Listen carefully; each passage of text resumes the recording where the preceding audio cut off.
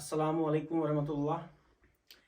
मेरे साथ यहाँ पे मेरे छोटे भाई राहिल अमीन मलिक है, जिन्होंने रिसेंटली जो है JKAS क्वालिफाई किया पहले अटेम्प्ट में, और वो भी अच्छी रैंक से।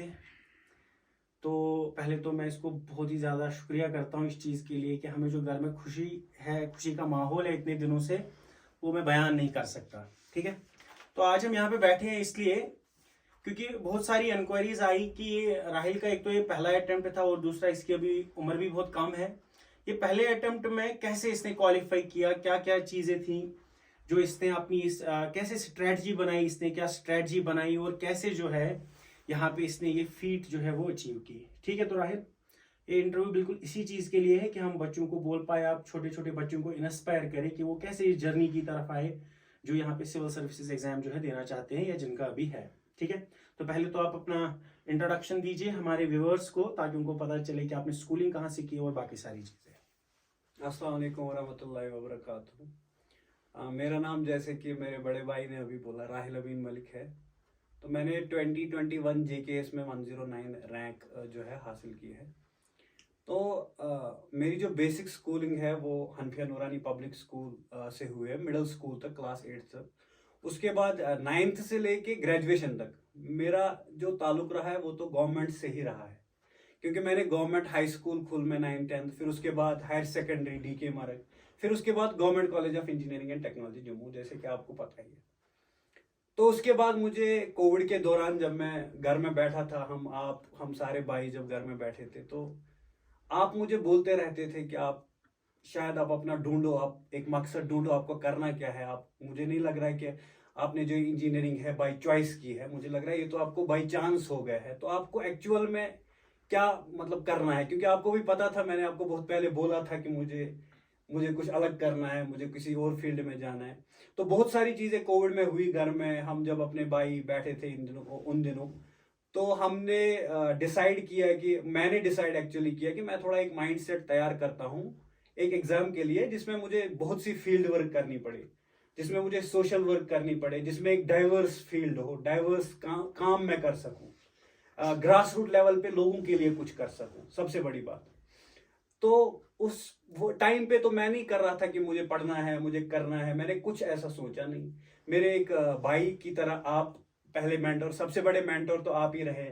उसके बाद सेकंड में सब्जार भाई, सब्जार अहमद गनाई, IRS IRTS जो है अभी, उन्होंने भी गाइड किया मुझे। आपने और उन्होंने मिलके जो मुझे गाइड किया, एक प्लेटफॉर्म दिया कि आप जो है इस जर्नी में कैसे आगे बढ़ोगे, कौन सी बुक्स पढ़नी है, कौन सा क्या करना है। तो मैं मेरा भी जो जर्नी है ये इस वजह से यूनिक है क्योंकि कोई कोचिंग नहीं की है, बिल्कुल एक गाइडेंस जो मेंटरशिप आपसे मिली है और सब्जार भाई से मिली, उसी के थ्रू मैंने ये हासिल किया है। अच्छा राहिल, तो आप मुझे बोले पिछले कुछ दिनों से जैसे कि आपको बहुत सारी मैसेजेस आ रही हैं, मुझे भी ऐसे आ रही है क्योंकि मैं भी इसी फील्ड के साथ हूँ। ये बोलते हैं बच्चे के क्वालिफाई कैसे हुआ। जैसे कि हमें पता है इस एग्जाम में हमारे 3 स्टेज होते हैं, तो हम डायरेक्टली एग्जाम पे ही आते हैं। पहले आपका जो स्टेज होता है वो प्रीलिम्स होता है, दूसरा फिर आपका जो स्टेज होता है वो मेंस होता है, और तीसरा आपका जो वो PT होता है, पर्सनैलिटी टेस्ट होता है। तो अगर हम ये बच्चों को बता पाए कि प्रीलिम्स के लिए उनको क्या करना है, कैसे प्रीलिम्स के लिए उनको क्या मतलब क्या स्ट्रेटजी होनी चाहिए, अगर वो जो है प्रीलिम्स को पहले क्वालिफाई करना चाहेंगे, फिर हम मेंस और PT पे आएंगे। जी, सबसे बड़ी बात, प्रीलिम्स एक ऐसा चीज है कि प्रीलिम्स में आपको थोड़ा सा लक फैक्टर भी होना चाहिए और थोड़ा सा आपको पता होना चाहिए मुझे रिसोर्सेज क्या है, कौन सा रिसोर्स रखने हैं। बिल्कुल, तो मेरी हमेशा से पहले से ही ये रखा है कि मैं एक फॉर्मूला पे बिलीव करता हूँ, मिनिमम रिसोर्सेज और मैक्सिमम रिवीजन। तो एक फॉर्मूला मैंने पहले से ही ढूंढी। तो इसमें मैं बच्चों को यही बोलना चाहूंगा कि मैं आपको कुछ रिसोर्सेज कोट करूंगा, इंशाल्लाह अगर आप उन रिसोर्सेज पे फॉलो करते हैं तो प्रीलिम्स जो है आपके लिए बहुत ईजी होगा। आधे लोग दूसरे भी रिसोर्सेज फॉलो करते हैं, ऐसा कुछ नहीं है, रिसोर्सेज तो होते ही अवेलेबल मार्केट में, बट उनको एग्जीक्यूट करना जरूरी है।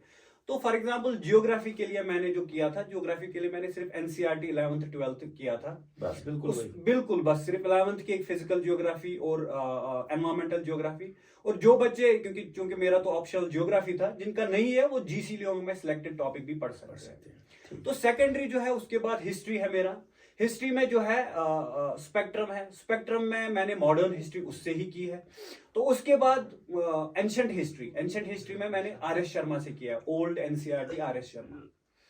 तो रही बात उसके बाद इकोनॉमी की। इकोनॉमी मैंने एक्चुअली इकोनॉमी जो है वो ऐसे, जैसे सुना है मैंने भी कि उसमें ना ऐसे जिनको इतना कंटेंट अवेलेबल नहीं होता है, मटेरियल अच्छा खासा अवेलेबल नहीं होता, मतलब इसमें खुशक ये जो है बुक है, तो उसके लिए आप बताइए, और एनवायरनमेंट के लिए खास तौर पे क्या क्या करना। बिल्कुल, इकोनॉमी के लिए एक्चुअली मैंने क्या किया था, 12th क्लास की एक एनसीईआरटी थे मैक्रो इकोनॉमिक्स, उसमें कुछ सिलेक्टेड चैप्टर्स है, ज्यादा भी नहीं पढ़ने हैं, 3-4 चैप्टर्स है जो सिलेक्टिवली पढ़ने हैं। उसके बाद मैंने नोट्स रेफर किए थे श्रीराम आईएएस के, उसके लिए तो बहुत सारी बुक्स आती है, रमेश सिंह आती है और एक बुक आती है, तो उन बुक्स, मोटी मोटी बुक्स के पीछे हमें भागना नहीं है। मैंने पहले भी बोला कि बुक्स से क्वालिफाई करना बहुत टफ हो जाता है, क्योंकि लैंग्वेज जो है थोड़ी टफ होती है, हम तो शेक्सपियर लेवल का इंग्लिश पढ़ते नहीं है, गवर्नमेंट स्कूल का बैकग्राउंड है हमारा, तो बिल्कुल एक सिंपल लैंग्वेज होनी चाहिए। तो इकोनॉमी के लिए मैं कहूँगा 12th की मैक्रो इकोनॉमिक्स और यही श्रीराम के नोट्स मैंने पढ़े थे। अच्छा, तो अब हम आते हैं, ज्योग्राफी हो गया, हिस्ट्री हो गई, इकोनॉमी हो गया, तो अब हम आते हैं एनवायरनमेंट पे। एनवायरनमेंट के लिए आपने क्या किया? जी, एनवायरमेंट के लिए मैंने एक सर थे हमारे, रेस्ट इन पीस सर, उनका नाम था ऋषिकेश दुधत सर। मैंने उनके कुछ लेक्चर्स देखे थे पहले मैंने जो बेसिक कॉन्सेप्ट्स एनवायरनमेंट के, वो मैं, क्योंकि एनवायरनमेंट बहुत टाइम से पढ़ा नहीं था, वो क्लियर किए। उसके बाद मैंने जो है बेसिक एनवायरनमेंट के लिए करंट से उसको रिलेट किया, यानी जो मैंने स्टैटिक टॉपिक पढ़े उनको मैंने करंट से रिलेट किया, यानी विजन आईएएस का जो करंटली मंथली मैगजीन आता है उस पर हम बाद में आते हैं, लेकिन वो मैं करंट से जो भी चीजें हो रही थी वो मैं करंट से रिलेट कर पाता था उससे। बहुत अच्छा, बहुत अच्छा। तो उसके बाद हमारे पास कौन सा सब्जेक्ट आता है? करंट अफेयर्स, जो कि सब जो है एक्चुअल बच्चों का सबसे वही जो प्रॉब्लम होता है करंट अफेयर्स का होता है। एक तो मेरे को आप बताओ कि न्यूज़पेपर करना कितना फॉलो कितना करना वो जरूरी है, और दूसरी बात क्या उसके लिए कुछ और एक्स्ट्रा भी इनको फॉलो करना है बच्चों को, वो आप बताइए प्लीज। आपको शायद याद होगा एक बार जब हम आमिर अतहर सर का वीडियो देख रहे थे, आपने मुझे बोला था आमिर अतहर सर ने जो है अपना मेंस और प्रीलिम्स जो है न्यूज़पेपर से ही निकाला था। तो वो दिमाग में रही थी मेरी बात, जब मैंने प्रिपरेशन स्टार्ट की उससे पहले ही मैं न्यूज़पेपर इतना जुडिशियसली फॉलो करने लगा। द हिंदू में मैंने क्या किया, पहले तो मुझे समझ ही नहीं आता, मैं तो राहुल गांधी की न्यूज ही पढ़ते था, पॉलिटिकल न्यूज पढ़ता था, वो सारी जो न्यूज इररिलेवेंट थी जी, एग्जाम के पॉइंट जी एग्जाम के पॉइंट ऑफ व्यू से। तो मैंने क्या किया, मैंने एक चैनल है यूट्यूब पे रॉज आईएएस, मैंने उनके वीडियोस देखे, आपको तो पता ही है, 1 मंथ मैंने वही वीडियो देखे। तो जब मैंने वो वीडियो देखे उससे मुझे पता चला कि एक्चुअल में मुझे पढ़ना क्या है, सिर्फ 1 मंथ मैंने पहले देखा प्रिपरेशन के स्टार्ट में। अच्छा, एक मुझे बताइए, क्या आपने नोट्स बनाए फिर कभी भी द हिंदू के? आपने नोट्स कभी, वो नोट राइटिंग जैसे बोलते हैं कि नोट्स होनी चाहिए, क्या वैसा किया आपने द हिंदू के? नहीं, नोट्स तो मैंने आज तक द हिंदू के कभी नहीं बनाए, क्योंकि मेरा एक ही पहले था कि मैं पहले समझूंगा हो क्या रहा है, ये जो ये बर्ड आई व्यू है ना, उस व्यू से देखूं कि दुनिया में चल क्या रहा है, इंडिया में चल क्या रहा है, उसको फिर मैं रिलेट करता था अपने स्टैटिक पोर्शन से।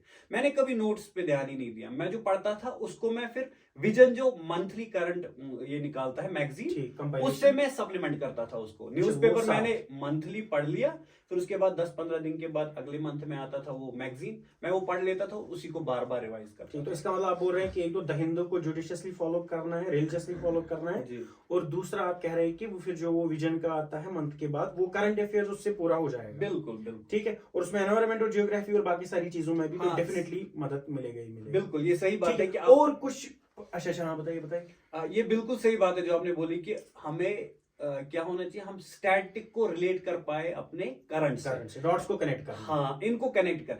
हम वहां पे पढ़ रहे कि नेशनल पार्क में बफर जोन है, वो चीज है, ये चीज है, लेकिन यहाँ से हम देख रहे कौन सा नेशनल पार्क ऐड हुआ, तो उनको रिलेट कर रहे हैं, इनको अलग अलग पढ़ना नहीं है।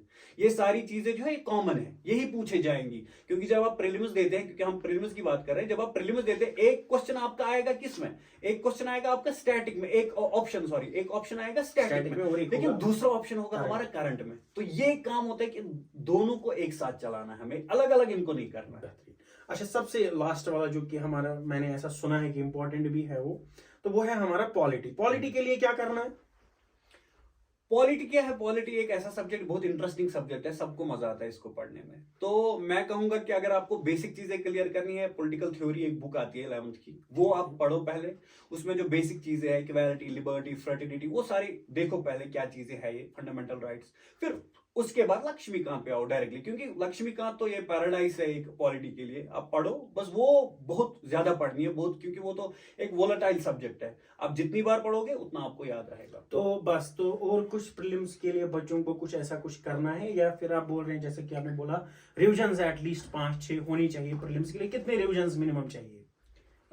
इन सारी चीजों का जो हमने अभी ये नोट किया। जी, एक्चुअल में मेरी एक फॉर्मूला थी PAR। पी मतलब हमारा हो गया कि एक प्लान बनाया हमने पहले। जब मैंने एक स्ट्रेटजी बनाई, एक प्लान बनाया, यही प्लान था मेरा, सिंपल। दूसरा, मैंने उस प्लान को फिर क्या किया, PA और R, उस प्लान को मैंने अप्लाई किया। उसी प्लान को जो मैंने प्लान बनाया उसको मैंने अप्लाई किया। और इस R के मतलब होता है रिवाइज। फिर मैंने उसको रिवाइज किया। दैट मीन्स पहले मैंने प्लान बनाया, फिर उसको अप्लाई किया उस प्लान को, फिर उसके बाद उसी जो मैंने अप्लाई किया उसको रिवाइज किया। तो ये चीजें जो है, रिविजन इतना मस्त है कि हम जैसे बोलते हैं ना कि रिविजन के बगैर इसमें तो मतलब गुंजाइश ही नहीं है कि आप एक हफ्ते में जो पढ़ते हो दूसरे टाइम पे आपने वो रिवाइज करना ही करना है। इसका मतलब ऐसा भी हो सकता है कि हफ्ते में एक दिन जो है पूरा रिवीजन के लिए रखे कि पूरा क्या पढ़ा हमने एक हफ्ते, वो एक दिन वैसा कर सकते हैं, या कैसे ये रिवीजन कैसे मैनेज होगा फिर? हाँ, रिवीजन ये एक बहुत अच्छा क्वेश्चन है कि रिवीजन मैनेज कैसे करना है। बहुत सारे लोग से, बहुत सारे टॉपर्स भी है, मैं तो वो नहीं कहूंगा कि वो बोलते हैं कि एक दिन रखो या 2 दिन रखो, लेकिन मैं अपना बताऊंगा क्योंकि मुझे नहीं पता कितने लोग क्या फॉलो करेंगे, लेकिन मैंने जो किया मैं वही बताऊंगा। मैं क्या करता था, अगर मैंने आज फॉर एग्जांपल स्पेक्ट्रम में कुछ चैप्टर्स पढ़े, मैंने कांग्रेस पढ़ा, इंडियन नेशनल कांग्रेस है ना, मैंने बहुत सारी थ्योरीज पढ़ी इसमें, तो मैं दूसरे दिन पहले उसको रिवाइज कर लेता था, क्योंकि वो तो मुझे याद है ना, वो तो मुझे अभी याद है, अभी कल ही पढ़ा था। जब मैं अगले दिन वही बुक पढ़ूंगा, मैं पहले उसको खत्म कर देता, वो तो 5 मिनट में हो जाता था। जब वो खत्म हुआ फिर मैं अगले पे आता था जो मुझे आज पढ़ना है। तो मैंने वो अगले हफ्ते के लिए मैं नहीं रखता था कि मुझे पता नहीं उस दिन याद होगा नहीं होगा, मैं हेक्टिक लगेगा, बोरिंग लगेगा, तो आज ही खत्म कर दूं इसको। बढ़िया। अच्छा, आप मेरे को बताओ, अब हम आते हैं प्रीलिम्स के पेपर पे। जिस दिन आपका प्रीलिम्स का पेपर था या जो बच्चों का पेपर होना है, उस दिन क्या करना है बच्चों को? पेपर पे कैसे फोकस करना है? पेपर में क्या चाहिए उनको, क्या देखना है, कैसे उनको पता चलेगा कि कौन सा क्वेश्चन करना है, क्या करना है? उसके लिए कोई स्ट्रेटजी है? प्रीलिम्स में दो पेपर्स है, जैसे पता ही आपको, GS1 और GS2। GS2 हमारा CSAT होता है, GS1 हमारा GSE होता है। तो GS1 के लिए जो हमने बोला अभी यही है। GS2 CSAT के लिए हमें थोड़ा सा जो है एनालाइज करने हैं पिछले पेपर्स को, वो देखना पड़ेगा। लेकिन एग्जाम के दिन, ऑन दिस डे, इस दिन क्या करना है, इस दिन आपको पहली नींद तो पूरी अच्छी से लेनी है। कि रात को मैंने आपको भी कॉल किया था, वो तो सब एस्पायरेंट्स के पास होता है कि नींद नहीं आती, थोड़ा नर्वसनेस होती है, आपको बताइए। तो आपने मेरे नर्व्स जो है काम किए थे। किसी अच्छे बंदे से कॉल करो, किसी अच्छे घर वालों से बात करो, उनको थोड़ा सा वो आपको काम करेंगे। जब नर्वस काम होगी अगले दिन आराम करो। अगर आपको नींद आती भी नहीं है, लेकिन बेड पे लेटे रहो जब तक आपकी नींद कंप्लीट नहीं होती है, आप रेस्ट नहीं करोगे। अगले दिन जाओ और बिना कोई इनसिक्योरिटी लेके एग्जाम में जाओ। ये नहीं कि मेरे घर में प्रॉब्लम्स है, मेरे वो दादा बीमार है, मेरी नानी बीमार है, वो सब बिल्कुल छोड़ के आ जाओ। और आपने जो ये प्रोसेस की है इस पे ध्यान दो। आप आउटकम पे नहीं जाना है कि मेरा प्रीलिम्स होगा नहीं होगा, वो बाद में देखेंगे। लेकिन पहले हम प्रोसेस को तो कंप्लीट करें, पहले जो हमारा ये पाथ है ये तो कंप्लीट करें। हम डायरेक्टली क्यों एंड रिजल्ट पे आए? तो मेरा यही रहेगा कि आप जो है आप इसको एंजॉय कीजिए। जब आप प्रीलिम्स पेपर देने जाते हैं, पहला GS1 जो है उस पर फोकस कीजिए। आप GS2 का अभी टेंशन मत लीजिए। GS1 खत्म हो गए, आपके ब्रेक है, 2 घंटे आपको ब्रेक मिलते हैं। उस ब्रेक में जो है खुद को आराम से हाइड्रेटेड रखिए, एक अच्छे एनवायरनमेंट पे बैठिए। जब आप उस अच्छे एनवायरनमेंट में बैठे, आपको अच्छी वाइब आती है, तो दूसरा पेपर बिल्कुल इजीली आपका हो जाएगा। तो यही रहेगा कि स्ट्रेस फ्री रहिए। उस दिन कोई बड़ा दिन नहीं होता, क्योंकि आपने 1 साल मेहनत की होती है। सबसे बड़ी बात है अपने आप पे कॉन्फिडेंस रखना। ठीक है। अच्छा जी, तो अब प्रीलिम्स हमारा हो गया, तो अब हम आते हैं मेंस में। ठीक है, तो मेंस में ऑप्शनल जो है, ऑप्शनल पे हम इतना ज्यादा डिस्कस नहीं करेंगे क्योंकि अलग अलग बच्चों का ऑप्शन अलग अलग होता है। हम मेंस पे जनरल स्टडीज में रहेंगे। ठीक है, तो जनरल स्टडीज और एसए में आप मुझे बताइए। सबसे पहले हम एसए की बात करेंगे, क्योंकि ऐसे मैंने देखा हुआ कि एसए से बच्चे जो है बहुत डरते हैं, क्योंकि पता नहीं होता लिखना है कैसे, क्या करना है। और ऑब्वियसली आपने तो कहीं से वो एसए की कोचिंग भी नहीं ली है, तो मुझे भी समझ नहीं आ रहा है ये कैसे डील किया, ऐसे क्या लिखो होता ये जनरल स्टडीज क्लियर ब्रोकन। तो आप मेरे को ये बात बताओ कि पहले तो ऐसे पे आते हैं, फिर उसके बाद ये जनरल स्टडीज के पेपर कैसे निकालने हैं? जी, तो क्या है कि जब मैंने भी पहले ये मेंस की प्रिपरेशन स्टार्ट की, बहुत सारे मिथ्स है इस मेंस की प्रिपरेशन के अराउंड। कि आपको पहली बात जो है, आपको शेक्सपियर लेवल इंग्लिश कमांड होनी चाहिए, क्योंकि ऐसे ऐसे का आप बात कर रहे थे। तो ऐसे में जो है फिलोसफिकल एसेज की तरफ रुख ज्यादा हो रहा है। आपने खुद ही देखा कि जो यूपीएससी के पेपर्स है या जेकेएस के पेपर्स है, फिलोसफिकल एसेज ज्यादा पूछ रहे हैं। तो हमें एक्चुअल में ऐसे में बिल्कुल सिंपल स्ट्रेटजी थी मेरी। मैंने जो शुभम कुमार सर थे 2020 बैच के, जो टॉपर थे यूपीएससी में, मैंने उनके एसेज जो है, ऐसे कॉपीज जो है, मैंने वो निकाल ली थी, जेरोक्स कॉपीज। तो मैं बार बार देख रहा था कि ये सर जो है ये ऐसे कैसे लिख रहे हैं, इनके ऐसे लिखने का तरीका है, इनकी स्ट्रक्चरिंग क्या है। लैंग्वेज पे मैंने ध्यान नहीं दिया क्योंकि उनका इंग्लिश और मेरा इंग्लिश सेम ही था। तो लेकिन मैंने फोकस किया स्ट्रक्चरिंग पे, स्ट्रक्चर वो कैसे बनाते हैं, वो अपने एनेक्डोट ऐसे में कैसे यूज करते हैं, एग्जाम्पल्स कैसे यूज करते हैं, वो सारी चीजें मैंने वहां से एनालाइज की। जब वो एनालिसिस खत्म हो गई तो फिर उसके बाद मैंने लिखना स्टार्ट किया। मैंने थोड़े से ज्यादा ऐसे, मैं नहीं कहूंगा कि 50 ऐसे लिखे मैंने, 1000 लिखे, नहीं, मैंने बिल्कुल 5 या 4 ऐसे लिखे होंगे। और मैंने चेक कराए थोड़े से, जो मेरे मेंटर्स रहे उनसे थोड़े से चेक कराए, आपको भी दिखाए थे एक बार। तो वो सारे जब ऐसे मैंने देखे तो मुझे लगा हाँ ऐसे पे ठीक ठाक कमांड आ रही है। लेकिन प्रॉब्लम हो रही थी फिलोसफिकल एसेज में, जैसे आप बोल रहे थे। तो फिलोसफिकल ऐसे में एक क्या था कि एक बर्ड आई व्यू लेना था मुझे, जो मुझे पहले पहले बहुत दिक्कत हुई। उस फिलोसफिकल ऐसे को, उस कोट को जो हमें आती है, फॉर एग्जांपल अभी आएगा हमारा, with great power comes great responsibility.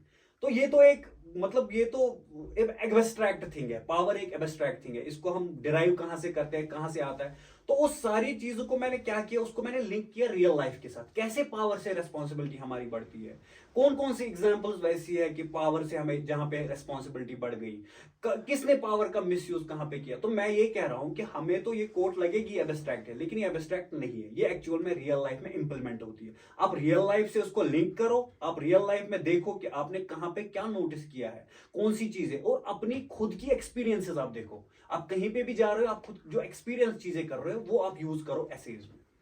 अच्छा ठीक है, तो ऐसे के लिए कोई ऐसे बुक फॉलो करनी है, कुछ फॉलो करना है या नहीं? नहीं, मैंने तो कभी नहीं की, और मेरा इंग्लिश बिल्कुल बिल्कुल जो एक लेमैन को समझ आए बस उतना ही मुझे आता था, ज्यादा कुछ आता नहीं था। और इसमें यह है कि आप ऐसे के लिए कोई बुक नहीं, आप बस टॉपर्स का देखिए। मैंने वही किया था, जिसको जो सही लगा आप कीजिए, बट मैंने तो वही किया था। ठीक है, तो अब हम जनरल स्टडीज पे आते हैं। ठीक है, पहले बताइए आप इसके कितने पेपर होते हैं और फिर वो कैसे, उसके लिए क्या पढ़ना है, कैसे क्या करना है? जनरल स्टडीज के 4 पेपर्स होते हैं। एक GS1 होता है, GS2 होता है, GS3 और GS4। GS1 में हमारा जो सिलेबस होता है मेनली हमारा होता है, एक तो हिस्ट्री आते हैं, उसमें ज्यादातर फोकस एंशिएंट हिस्ट्री पे और आर्ट एंड कल्चर पे होता है। दूसरा हमारा जियोग्राफी होता है। तीसरा जो है हमारा सोसाइटी पार्ट होता है। तो ये चीजें जो है ये मैंने जब मैंने प्रीलिम्स की पढ़ाई खत्म की थी, उस प्रीलिम्स की पढ़ाई में तो मुझे बेसिक आइडिया मिल गया था कि क्या करना है, पढ़ना क्या है। बट कुछ चीजें हैं जो प्रीलिम्स के बाद मेंस में अलग है। जैसे इसमें सोसाइटी वाला पोर्शन था, आर्ट एंड कल्चर तो मैंने पढ़ा था, एंशिएंट हिस्ट्री मैंने पढ़ा था, वर्ल्ड हिस्ट्री भी इसमें एक पार्ट है। तो वर्ल्ड हिस्ट्री मैंने नहीं पढ़ा था, सोसाइटी जो है मैंने नहीं पढ़ा था। उस सोसाइटी के लिए मैंने ओनली IAS का एक छोटा सा बुकलेट आता है, मैंने बिल्कुल छोटा सा कॉन्साइज बुकलेट वो आता है, मैंने उससे किया था, छोटे नोट्स बनाए थे अपने, कर दिया था खत्म। उसके बाद मैंने वर्ल्ड हिस्ट्री के लिए शुभम कुमार सर ने अपने नोट्स शेयर किए थे, छोटे से 5-10 पेज के है वो, मैंने उनको लिया था, पढ़ा था और एनालिसिस की थी। क्योंकि वर्ल्ड हिस्ट्री में क्वेश्चन ज्यादातर नहीं आते थे पिछले सालों से। मसला ये है कि आप पढ़ तो रहे हो लेकिन आप एनालिसिस कर रहे हो कि नहीं। मैंने पिछले साल के पेपर्स उठा के देखे, मैंने देखा वर्ल्ड हिस्ट्री में जो है क्वेश्चंस नहीं आ रहे, तो मैं इस पे ज्यादा फोकस ना करूं, मैं उस पोर्शन पे फोकस करूं जो मुझे सबसे ज्यादा प्रोडक्टिव लगा, वो है जियोग्राफी। जियोग्राफी में 140 मार्क्स आउट ऑफ 250 आते हैं, या 110 120, तो मैंने उस पे ज्यादा फोकस किया। उसने मुझे बहुत पॉजिटिव इंपैक्ट दिया क्योंकि मेरा ऑप्शनल भी जियोग्राफी ही था। ठीक है, तो ये हो गया हमारा मेंस। ठीक है, तो लास्ट में फिर हमारा आता है पीटी। ठीक है, पीटी के लिए क्या करना है? नहीं, GS2। अच्छा, ये GS1 था अभी जी। GS2 के लिए क्या करना है? तो GS2 के लिए हमारा जो है सिलेबस उसका तो सिंपल है। एक तो पॉलिटी है, IR है, इंटरनेशनल रिलेशंस, गवर्नेंस पार्ट है, सोशल जस्टिस पार्ट है। तो सिंपली मैं क्या करता था कि जो मंथली मैगजीन्स आते हैं, फॉर एग्जांपल मेंस के टाइम पे मेंस 365 आता, वो मंथली नहीं, वो एक कंपाइलेशन होती थी।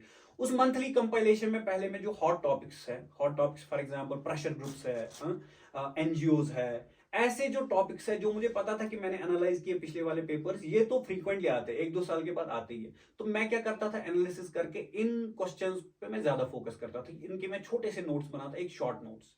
उसके बाद IR के लिए मैंने कुछ नहीं पढ़ा अलग से, सिर्फ करंट पे फोकस किया। गवर्नेंस पार्ट में कुछ अलग से नहीं पढ़ा, एक जो ये NGOs वाला पार्ट, ये वाला पार्ट जो स्टैटिक था, वो एक विजन से ही कंप्लीट किया। उसके बाद जो आता था करंट में, उसको ऐड करता जाता था अपने नोट्स में।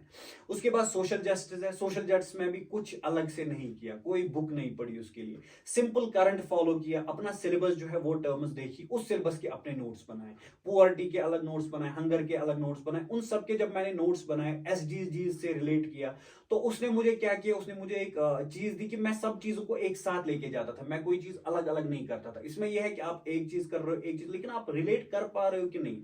तो पॉलिटी तो जो है पॉलिटी, उसमें एक चीज है कि वो तो स्टैटिक लक्ष्मीकांत ही follow कर रहे हैं। लक्ष्मीकांत ही फॉलो किया, लेकिन जो करंट में ऐड होता था, फॉर एग्जाम्पल अभी के लिए कोलिजियम सिस्टम चल रहा था। कोलिजियम सिस्टम तो स्टैटिक मैंने पढ़ा था, लेकिन अभी मैंने पढ़ा कि प्रॉब्लम क्या है कोलिजियम सिस्टम में, रिकमेंडेशंस क्या है, तो वो सारी चीजें रिलेट कर लेता था। वो हो गई GS2। GS और GS3 के लिए फिर सिलेबस क्या होता है GS3 का? पहले तो GS3 के लिए मेनली जो हमारा होता है, उसमें एक इकोनॉमी वाला पार्ट, उसमें मेनली एग्रीकल्चरल पार्ट होता है, उसमें साइंस एंड टेक वाला पार्ट होता है, उसमें जो है एनवायरमेंटल पार्ट होता है, उसमें जो है सिक्योरिटी पार्ट होता है, इसमें होता है डिजास्टर मैनेजमेंट। ये सारी चीजें ये एक बिल्कुल इसी क्रोनोलॉजी में सिलेबस में लिखा हुआ है।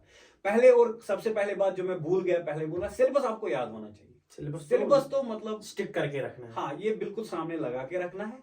आपको देखना नहीं है कि मतलब सिलेबस चलो मैंने एक बार देख लिया, नहीं, सिलेबस को अपना ये बनाना है कि सुबह भी उठ के रिवाइज करना है, शाम को सोने से पहले रिवाइज करना है, कि आपको याद होना चाहिए क्या चीज अच्छा, है। ये जो आपने बोला है, पॉलिटी का नाम सुना है, IR का नाम सुना है, ये जो आपने सारी चीजें बोली, डिजास्टर मैनेजमेंट, वो सारी चीजें, इसके लिए कोई बुक फॉलो करनी है या ये भी करंट से हो जाएगा? मुझे लग रहा है बुक्स तो जो मैंने आपको प्रीलिम्स के लिए बोली ना, मैंने बुक्स तो इतनी बिल्कुल पढ़ी वही है। है। तो ये क्योंकि ये ऐसा पोर्शन है, ये सबसे टफ वाला यही प्रीलिम्स की जो बुक्स है, क्योंकि जब आपका स्टैटिक पे कमांड आएगी, दिखने में तो ये कम ही लगती है, लेकिन जब पढ़ता है इंसान, आपको खुद ही पता है, तो बहुत मतलब मुश्किल है समझना चीजें।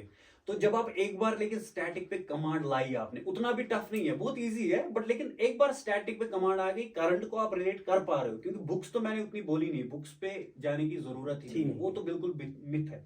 तो GS3 में जो अभी बात कर रहा था मैं, सिक्योरिटी वाला पोर्शन, सिंपली मैंने क्या किया था, सिक्योरिटी वाले पोर्शन में एक सुनिया IAS करके एक आती है बुक, सुनिया IAS में मैंने सिक्योरिटी वाले पोर्शन पे जो बिल्कुल हार्ड टॉपिक्स है, लेफ्ट विंग एक्सट्रीज्म वगैरह, जो बिल्कुल पता है कि इनमें से क्वेश्चन आने वाले हैं, तो उनके मैंने शॉर्ट नोट्स बनाए थे। क्योंकि यहाँ पे आपको सिर्फ हार्ड वर्क नहीं करनी है, यहाँ पे आपको स्मार्ट वर्क भी करनी है। आप एनालाइज करोगे कि कहाँ से क्वेश्चन आ रहे हैं, एग्जामिनर अब तो इसने ये पूछ लिया, अब दूसरी बार क्या पूछेगा, आपको खुद प्रेडिक्ट करना है, कोई नहीं बोलेगा आपको, आपको खुद एनालाइज करना है। तो सिक्योरिटी वाले पोर्शन में मैंने सुनिया का फॉलो किया, डिजास्टर मैनेजमेंट में मैंने सुनिया का फॉलो किया, और करंट ऐड करते जाता था। जैसे अभी जोशीमठ का चल रहा है, sinking of Joshimath, subsidence of Joshimath, वो हो गया कि लैंड सब्सिडेंस का मैंने करंट से रिलेट करता था, ऐसी ऐसी चीजें। तो आपको क्या करना है, आपको डिजास्टर मैनेजमेंट मैंने सुनिया IAS से किया, एक बुक आती है उनकी, वही मैं बोल रहा हूँ सिक्योरिटी के लिए भी। उसके बाद जो साइंस एंड टेक है, एक सर थे अयाज सर, उनके छोटे से नोट्स आते थे, उनका अयाज सर नेक्स्ट IAS में पढ़ाते हैं, छोटे से नोट्स आते थे, कोचिंग नहीं ली थी, लेकिन नोट्स मैंने देखे थे उनके एक बार, वो तो obvious है। बिल्कुल उनके नोट्स मैंने पढ़े थे एक बार, तो मुझे उनको पढ़ के लगा था कि ये मुझे स्ट्राइक हो रहा है, मुझे समझ आ रहा है, तो मैंने उनसे वो साइंस एंड टेक वाला पोर्शन किया था। इकोनॉमी के लिए मैंने बोला ही आपको पहले ही से ही, जो इनके श्रीराम सर के नोट्स थे वो मैंने पढ़े थे, वो उससे हो गया था, और करंट ऐड करके एग्रीकल्चर वाला पार्ट, ये हो गया GS3। ठीक है। अच्छा, GS4? GS4 जो है ये तो सबसे बेस्ट एक पेपर है Syllabus UPSC क्या या होता है JKS में। इसका ज्यादातर सिलेबस जो एथिक्स है, जो हमें अप्लाई करना है सर्विस के बाद भी और सर्विस के पहले भी, वो चीजें पता होनी चाहिए, दिमाग में होनी चाहिए। जी जी जी। तो उसमें मेनली होता है कि आपको पहले टर्म्स याद होनी चाहिए, इमोशनल इंटेलिजेंस क्या होता है, लीडरशिप क्या होता है, एम्पैथी क्या होता है, इंटीग्रिटी क्या होता है, वो सारी जब आपको एक बार वो पता चल गई, उनका जो आपने एक डेफिनेशन ऐड कर ली, उस डेफिनेशन के बाद उसने आपने उनकी एग्जांपल्स याद कर ली कि इंटीग्रिटी किसने कहां पे दिखाई, इंटीग्रिटी मतलब ये सारी चीजें जब आप लीडरशिप क्वालिटीज, जैसे विराट कोहली है, उन्होंने नंबर 1 टेस्ट टीम बनाया इंडिया को, तो उनकी एक लीडरशिप क्वालिटी रही है। तो ऐसी ही चीजें हैं कि आप लीडरशिप क्वालिटीज में एग्जांपल ढूंढो, APJ अब्दुल कलाम सर, ऐसे ही जब आप ये डेफिनेशंस कंप्लीट करोगे, उनकी जो है उनकी एग्जांपल्स याद रखोगे, पहले तो आपकी डेफिनेशंस क्लियर हो गई, आपको समझ आ गया चीजें क्या है। उसके बाद वहां पे आता है कि आपको एक ब्रॉड व्यू चाहिए अब, कि ये एप्टीट्यूड में और चीजें क्या ऐड होंगी, कौन कौन सी चीज एप्टीट्यूड में आएंगी, बिल्ड कैसे होता है एप्टीट्यूड। उसके लिए मैंने एक ही सोर्स फॉलो किया है, वो है लुकमान IAS। लुकमान IAS के नोट्स थे, बिल्कुल कॉन्साइज नोट्स थे पूरे ये GS4 के लिए या बिल्कुल पूरे GS4 के लिए मैं सिर्फ लुकमान IAS सर के नोट्स फॉलो किए थे। बिल्कुल एक कॉन्साइज नोट्स है, हैंड रिटन नोट्स है, कोई उसमें टफ लैंग्वेज नहीं है, सिंपल लैंग्वेज है। वो पढ़ा मैंने, बार बार पढ़ा, जब तक कि समझ नहीं आया कि एथिक्स क्या है। पहले तो मुझे समझ ही नहीं आता था, मुझे लगा लीडरशिप तो मतलब ये तो कोई भी लिख सकता है, ये तो सिंपल डेफिनेशन। लेकिन जब पढ़ा फिर मैंने, leader is the man which shows the way, which goes the way, which leads the way, तो एक अलग व्यू आता है, पर्सपेक्टिव अलग पर्सपेक्टिव आता है। पहले लगता नहीं है कि इसमें कोई डेफिनेशन होगी एज सच या कुछ भी। तो उसके बाद उसमें केस स्टडीज पे आते हैं, जब एग्जाम होता है मेंस का तो केस स्टडीज आती है हमारी। केस स्टडीज में एक व्यू रहा कि जब एग्जाम में जाते हैं, केस स्टडीज में पहले थोड़ा सा बताता हूँ कि केस स्टडीज होता है अगर आपको कहीं पे भी कल पोस्टिंग हुई तो वहां पे कुछ हुआ, वहां पे कोई इंसिडेंट हुआ, फायर हुआ हॉस्पिटल में, आप उसमें टाइम पे रिएक्ट क्या करते हैं, उसमें स्टेक होल्डर्स क्या है, क्या चीज है। तो उसके मैं क्या करता था, क्योंकि मेंस में तो उस पे हम बाद में आएंगे आंसर राइटिंग पे, लेकिन मेंस में क्या होता था कि जब वो पढ़ते हैं उसमें बहुत टाइम लगता है पढ़ने में एग्जाम में। तो मैं क्या करता था, मैं करता था एक काम कि मैंने उसको जब मैं पढ़ता था उसी टाइम कि मैं दिमाग में पहले रहता मुझे दोबारा नहीं पढ़ना चाहिए, मैं एक ही बार में उसको पढ़ लेता था, उसी टाइम पे स्टेक होल्डर्स वगैरह नोट कर लेता था। जब मैंने वो नोट कर लिए उसके बाद मेरे लिए इजी हो जाता था कि मुझे तो एक बार समझ आ गया कि हाँ स्टेक होल्डर्स ये है, इसमें ये चीजें, इनमें एथिकल इश्यूज क्या है, इसमें एथिकल डिलेमा क्या है, कॉन्फ्लिक्ट ऑफ इंटरेस्ट क्या है। एक बार वो सारी चीजें मैं समझ गया तो मुझे दोबारा पढ़ने की जरूरत नहीं होती थी। तो ये केस स्टडीज के लिए ये GS4 हो गया जी। ठीक है। अच्छा, तो आंसर राइटिंग मेरे को आप बताओ, जैसे कि हमारे यहाँ पे हमें पता है कि हम जो है JK बोर्ड का सिलेबस फॉलो करते हैं। उसमें एक मिथ ऐसा है, जब बचपन से बच्चा पढ़ने जाता है, मतलब एग्जाम देने जाता है, उनका ये होता है कि इसलिए आंसर बड़ बड़ इसलिए 5 नंबर अगर क्वेश्चन इसलिए 3 पेजन पे तम से मिले पास नंबर। क्या ऐसा ऐसा क्या JKS में ऐसा होता है, या वहां पे कंसाइज रहना है, शॉर्ट रहना है, टू द पॉइंट रहना है, क्या करना है इसके लिए? आंसर राइटिंग के अराउंड भी बहुत सारे मिथ्स है, थोड़ा सा मैं बताऊंगा आपको। जैसे कि मेरा इंग्लिश तो आपको पता ही है कैसा है। पहले लैंग्वेज कोई बैरियर नहीं होना चाहिए इसमें, कि कोई भी लेमैन जो है एक लेजिबल लैंग्वेज होनी चाहिए, समझ आना चाहिए, बस उतना इंग्लिश आना चाहिए। पहली बात ये समझ में आना चाहिए। बिल्कुल। दूसरी बात यह है कि आंसर राइटिंग में यहाँ पे एक आंसर राइटिंग एक थोड़ा सा एक स्किल बन जाता है फिर बाद में, कि आपको थोड़ी चीजें पता होनी चाहिए आंसर राइटिंग के मुताबिक। ऐसा नहीं कि आप कर नहीं सकते, आप कर सकते, लेकिन एक बार वो चीजें आपने करेक्ट कर ली, आपकी आंसर राइटिंग इंशाल्लाह ठीक हो।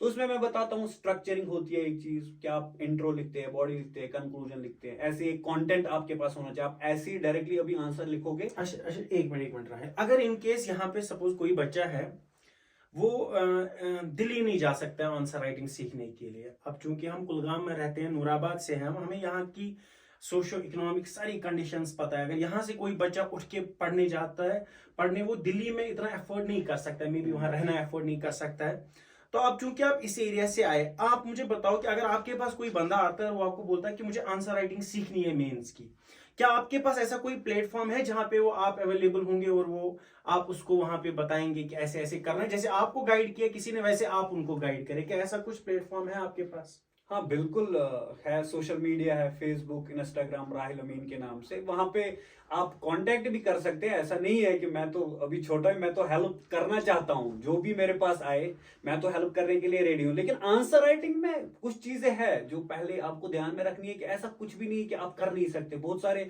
दोस्त जो है मुझे पूछते हैं आंसर राइटिंग टफ लगती है, वो है, ये है।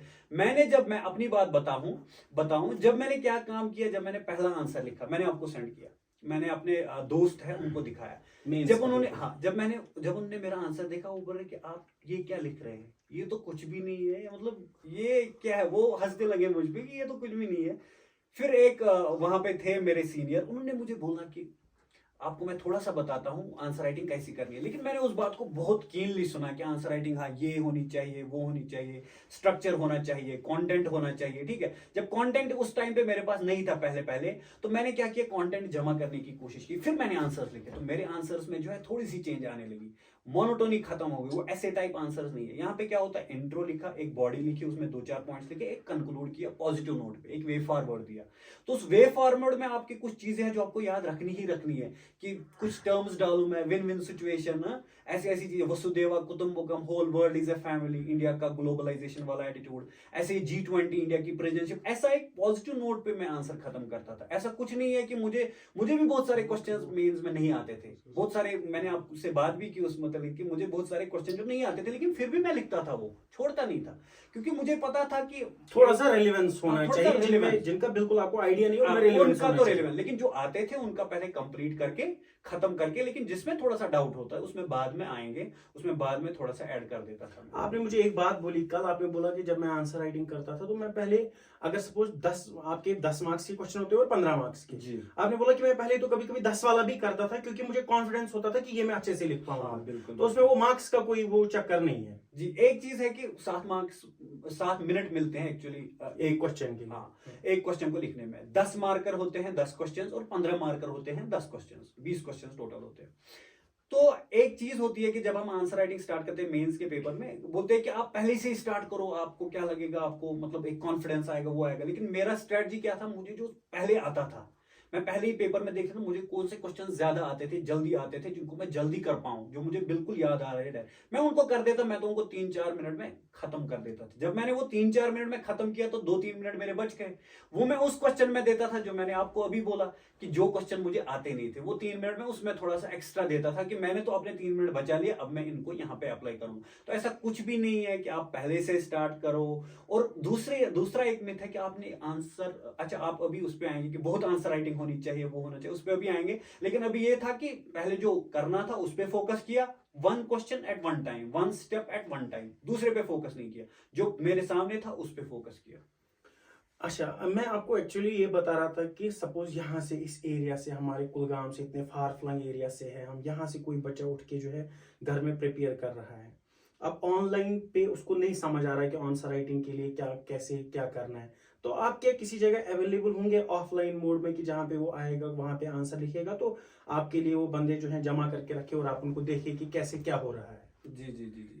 हमारा इंस्टीट्यूट है, आप भाई हैं मेरे बड़े भाई, तो आपका जो इंस्टीट्यूट है रैंकर्स जो अनंतनाग, वहां पे हमने एक इनिशिएटिव लिया है। आपने ही जो है कंपेल किया कि हम ये इनिशिएटिव लेंगे। हम जो चाहते हैं कि हमारा, अभी भी बाहर देखिए कितनी बर्फ हो रही है, यहाँ पे तो बहुत टफ है, मुश्किल है ये चीजें।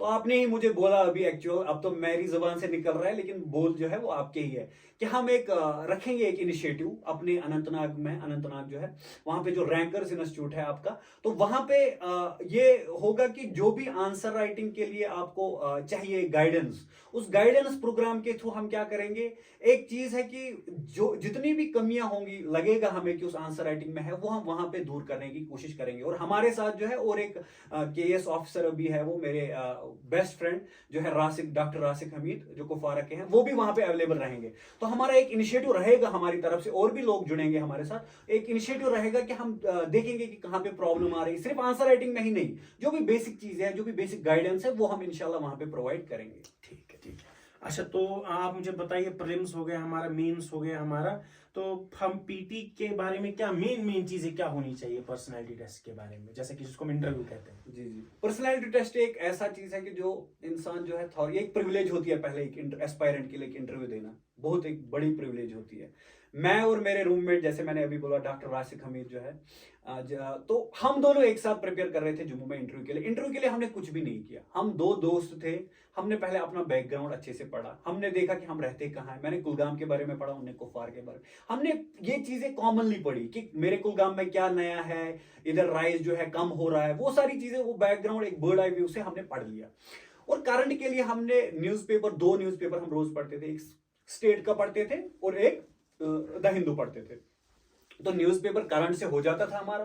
तो उसके बाद हमने क्या किया, बैकग्राउंड पढ़ लिया, अपनी इंजीनियरिंग मैंने की इलेक्ट्रॉनिक्स एंड कम्युनिकेशन, उसके बारे में पढ़ा, खुद को जाना, अपनी स्ट्रेंथ्स क्या है, अपनी वीकनेसेस क्या है, मेरे फादर के बैकग्राउंड के मुतालिक पढ़ा, आपके मुतालिक पढ़ा, तो घर में जितनी फैमिली है, फैमिली के मुतालिक पढ़ा, क्योंकि पूछते हैं इंटरव्यू, गांव के मुतालिक, फैमिली के मुतालिक, डिस्ट्रिक्ट के मुतालिक। बिल्कुल। तो उसके बाद जो है बहुत एंजॉय किया हमने कोई प्रेशर नहीं है इंटरव्यू, क्योंकि हमें पता था कि पहला अटेम्प्ट है, मौका मिला इंटरव्यू देने का, तो हमें कोई जरूरत ही नहीं है टेंशन लेने की। हम बिल्कुल एंजॉय करते थे, बिल्कुल आराम से एक दूसरे को शाम को मॉक लेते थे। सबसे बड़ी बात, हम एक दूसरे को मॉक इंटरव्यू लेते थे। वो मुझे क्वेश्चन पूछते थे, मैं उनको क्वेश्चन पूछा था, और बिल्कुल ब्रूटल और ऑनेस्ट रिव्यू देते थे कि आप यहाँ पे गलत हो, आपको ये जरूरत है, आपको ये ठीक करने की जरूरत। एक कंपेनियन जरूरी होना चाहिए, मैं कहूंगा, इस प्रिपरेशन में। तो वो मेरे साथ रहे, और इंटरव्यू फेज सबसे बेस्ट होता है एस्पायरेंट की लाइफ में, और अभी भी मैं मिस कर रहा हूँ वो चीजें जो हमने वहां पे की है जम्मू में। बिल्कुल एक एंजॉय किया हमने। तो वो प्रोसेस जो है इंटरव्यू की, बहुत एक अच्छी प्रोसेस होती है, और मैं चाहता हूँ कि जो इंटरव्यू की प्रोसेस वो एस्पायरेंट जो है वो एंजॉय करे। ओके। अच्छा राहिल, लास्ट में कोई मैसेज बच्चों के लिए, जनरली बच्चों के लिए कोई मैसेज? एक ही मैसेज है मेरे पास। जैसे कि आप नीट 11th और 12th की कोचिंग कराते हैं, मैं कहूँगा कि आप तो नीट जो है जेकेएस जो है, यूपीएससी जो है, ये एंड ऑफ द लाइफ नहीं है। ये एंड ऑफ द लाइफ नहीं है। आप जैसे कि नायब तहसीलदारी का पोस्ट आपने दिया, 0.33 से आप रह गए, लेकिन आपकी लाइफ जो है वो फिर भी चली। आपने इससे कोई खुद को डिमोटिवेट नहीं किया, आपने अपना कोचिंग इंस्टीट्यूट खड़ा कर दिया, अभी आप माशाल्लाह बड़े अच्छे पोस्ट पे हैं। तो मैं ये कहूंगा कि ये एंड ऑफ द लाइफ नहीं, इसको प्लीज आप जिंदगी मत बनाइए। अभी जो हम वीडियोस देख रहे हैं, बाकी चीजें, वीडियो वायरल कल्चर कश्मीर में चल रहा है कि वो एस्पायरेंट सिलेक्ट हुआ, ये इन्होंने इतनी मेहनत की, मुझे नहीं लग रहा कि इतना भी अटेंशन इसको देना जरूरी है, क्योंकि it's just an exam, at last तो एग्जाम ही है ना। कि एक जैसे नीट वाले ने किया, जैसे जेकेएस वाले ने, ये तो कोई भी किसी, ये तो एक जॉब है क्लास में, यही कहूंगा मैं। लेकिन है इसमें एक सोशल सर्विस है, वो एक मैं ह्यूमिलिटी के साथ कहता हूँ वो, कि हाँ मैं अभी कह रहा हूँ कि मैंने अभी कर लिया ये एग्जाम, बोलेंगे कि इन्होंने कर लिया, अब ये बोल रहे हैं। इसमें ऐसा ही है कि जैसे मैं अभी फॉर एग्जांपल फिजिक्स पढ़ा रहा हूँ, तो बहुत टाइम से पढ़ा रहा हूँ। इसमें बंदे का भी इंटरेस्ट होना चाहिए कि अगर मुझे सोशल सर्विस करनी है, वो आराम से 1 साल पढ़ के निकाल सकता है। हाँ बिल्कुल, ठीक है, तो पहले वो अपना इंटरेस्ट ही देखना चाहिए कि मुझे ये करना है या नहीं करना है। हाँ, वही मैं कह रहा हूँ कि अपनी स्ट्रेंथ देखिए ना, आप ऑथर बनिए, हमें ऑथर्स की जरूरत है यहाँ पे। आप टीचर बनिए, अभी तो हम टीचर्स की वजह से, मेरे फादर साहब भी टीचर, उन्हीं की वजह से मैं ऊपर आया। तो आप कुछ भी, आप डॉक्टर बनिए, आप एमबीबीएस कीजिए, आप कोई भी जॉब कीजिए, जरूरी नहीं है सिर्फ इसमें, इसकी तरफ तब जाइए जब आपका सच में, क्योंकि आप मुझे बोलते थे आपका तो, जब आपने मुझे बोला 10th के बाद आप मेडिकल लोगे, नॉन मेडिकल लोगे या आर्ट्स लोगे, मैंने बोला आर्ट्स लूंगा, याद है आपको? मैंने बोला था ह्यूमैनिटीज लूंगा मैं, तो उस टाइम पे आपने माना नहीं, बाद में आपने मान लिया। तो मसला ये है कि सिर्फ मेडिकल नॉन मेडिकल में नहीं है, सिर्फ ह्यूमैनिटीज में नहीं है, आप जो भी करना है वो डिटर्मिनेशन के साथ, बस सिर्फ ऑनेस्टी के साथ करना है वो काम, बिल्कुल। और प्रोसेस को एंजॉय कीजिए। आप एंड रिजल्ट पे क्यों आ रहे हैं? आपके घर वाले पीछे, आपके बड़े भाई पीछे, आपके बहुत सारे, आपके मामा पीछे, आपके बहुत सारे लोग पीछे, आप टेंशन मत लीजिए। लेकिन अब आपकी जो है कि आपकी एक एज होती है कि उसमें आपका, जैसे मेरे बोलने से ही लगता होगा कि एक एनर्जी आती है, तो वो एनर्जी इसको जाया मत कीजिए, इसको एक डायरेक्शन दीजिए। अच्छा, मैं एक लास्ट में एक पर्सनल क्वेश्चन कहूंगा। अब चूंकि तुम मेरे छोटे भाई हो, तो इतने टाइम से मैं जानता हूँ, तो अब तुम ना बड़े तेज थे, ये कैसे आया? ये बिहेवियरल चेंज कैसे आया? और वो भी 20 महीने में ये बिहेवियरल चेंज कैसे आया? वो मेरे को तो अभी तक नहीं आया। वो 20 महीने में कैसे, क्या किया तुमने कि ऐसा बिहेवियरल चेंज आया? एक्चुअल में जो यूपीएससी है, जेकेएस का सिलेबस है, ये ऐसा डिजाइन किया गया है कि जब हम पढ़ते ही है ना, एक इंसान में खुद ही आ जाता है कि यार ये तो, मैं तो कुछ भी नहीं हूं, ये इधर क्या है। कि इंसान को जब एथिक्स की बात में भी कर, जब एथिक्स ही पढ़ता है ना इंसान, इंटीग्रिटी क्या है, ह्यूमिलिटी क्या है, इंसान में खुद ही वो इम्बाइब हो। लेकिन ये सिर्फ, वही मैं कह रहा था, ये सिर्फ पढ़ना नहीं है, इसको खुद पे एग्जीक्यूट करो ना। तो मैंने वही कोशिश की, जो मैं पढ़ता हूं उसको मैं एग्जीक्यूट करूं, मैं इसे एज ए ब्यूरोक्रेट बात करूं। क्योंकि मैं तो छोटा हूं, मैं सोचता था कि चलो पता नहीं होगा नहीं होगा, लेकिन मैं सोचूं ऐसा, मैं एक पॉजिटिव माइंडसेट के साथ रहूं। तो बिहेवियरल चेंज, जैसे आपने बात की कि हाँ तेज था मैं बहुत, गैर वनान त्यंगुल कथी कर बोंक चेंज कत गए। वही मैंने आपको अभी बोला कि सिलेबस तुथै बनोमुत कि सिलेबस बनावन तुथ तरीकस मज अख ब्यूरोक्रेट सुन वथन बिहुन क्या गैसे आसुन, कथ करनुक तरीक क्या गैसे आसुन, तिहुंद जो अल्फाज होने चाहिए, बिल्कुल एक डिप्लोमेट की तरह सोच होनी चाहिए। और दूसरी बात, मैं थोड़ा एनालाइज करता था, मैं जिनके साथ रहा हूं, मैं ये कहूंगा जिनके साथ मैं रहा हूं, मैंने सब्जार भाई को देखा, मैंने फरहान भाई को देखा, मैंने आपको देखा, मैंने राशिक भाई को देखा, मैंने जब एजाज भाई को देखा, नसीर भाई, बहुत सारे लोग हैं जिनका नाम तो मैं नहीं लूंगा, और भी इनविजिबल हैंड्स हैं जिन्होंने मुझे, मतलब एक, उन्होंने बोला कि नहीं आप बिल्कुल जमीन के साथ जुड़े रहो। अभी जो है हम बहुत सारे इंटरव्यूज भी दिए, हमने बहुत सारे मेल्स भी हमने निकाले हैं, लेकिन आप हमारी तरफ भी, मैं सिर्फ एनालाइज, वो नहीं बोलते थे, मैं एनालाइज करता था यार कितने ग्राउंडेड है। उनको देख के मैंने खुद में, मैं सच बोलूं था तो नहीं मैं ऐसा, लेकिन उनको देख के मुझे सच में चेंज आ गई। मैं उनके पीछे पीछे चलता था, अरे भाई मुझे बताओ क्या कर रहे हैं, मुझे बताओ। उनको देख देख के थोड़ी सी क्वालिटी जो है उनकी अपने में अंदर कोशिश कर ले लाने की। अच्छा, तो कैसा लगा रिजल्ट के बाद? कैसा, कल एक बात कही तुमने, मैंने ये सारी चीजें मैनिफेस्ट की थी, है ना, मेरे को बहुत अच्छा लगा वो सुन के। तो अभी कैसा लगा?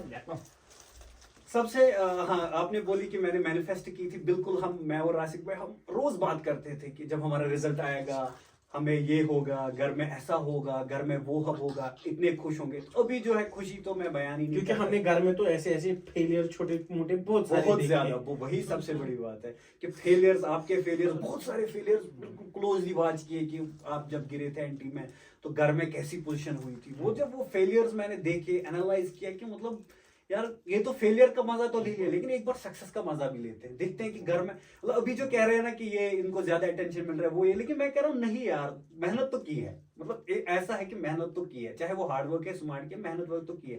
तभी जो ये फेलियर जो है इंसान को सिखाता है, एक एनकरेजमेंट मिलती है कि आपको लाइफ में जो है एक पॉजिटिव माइंडसेट के, आपके घर में कितने भी फेलियर्स है, आपके घर में कितनी भी प्रॉब्लम्स है, उनको पीछे छोड़िए, उनको धकेल दीजिए और प्रोसेस को कंप्लीटली और ऑनेस्टली फॉलो कीजिए, उसके बाद एंड रिजल्ट पे आइए। और खुशी की बात की आपने, खुशी तो आपके चेहरे से मेरे चेहरे से लगी रही है कि घर में कितनी खुशी है, उसका तो कोई अंदाजा नहीं। चलो ji Rahil, thank you very much, thank you very much and thank you very much.